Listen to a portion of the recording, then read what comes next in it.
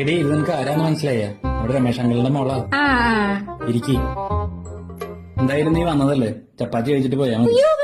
ഒന്നും പറയണ്ട, കഴിച്ചിട്ട് പോയാ മതി. ഞാൻ പോയി മുട്ട വാങ്ങിട്ട് വരാം. നീ വേഗം ചപ്പാത്തി ഉണ്ടാക്ക്. അല്ല ചേച്ചി, ചപ്പാത്തി കഴിക്കുമ്പോ കുറച്ച് വലിയ പാത്രം എടുക്കാറുന്നില്ലേ? ഇപ്പൊ ആ മാവൊക്കെ പുറത്തു പോയില്ലേ? ആ അതെല്ലേ, ശ്രദ്ധിച്ചില്ല മോളെ.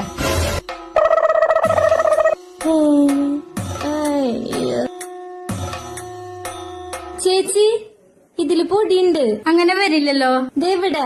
ആ കുറച്ച്. ശരിയായി മോളെ. ഉള്ളീന്ന് ഇങ്ങനെ തന്നെ തുടച്ചിട്ടാണോ വന്നേ? ആ, തട്ടും പാത്രവും ഒക്കെ ഈ ഡ്രസ്സിൽ തുടച്ചിട്ടാ വന്നെ.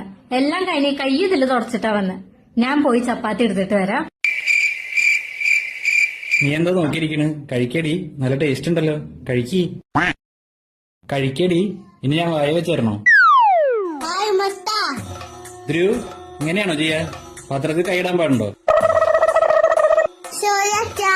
കൃഷ്ണ, ഇവന്റെ മൂക്ക് വലിക്കണുണ്ടല്ലേ, ഒന്ന് തുടച്ചെടുത്ത്. എത്ര പ്രാവശ്യം എനിക്ക് മൂക്ക് ഇങ്ങനെ തുടച്ചു തരും? നീ അത് നോക്കണ്ട, നീ ഇത് കഴിക്കി. ചീറ്റ്. ആ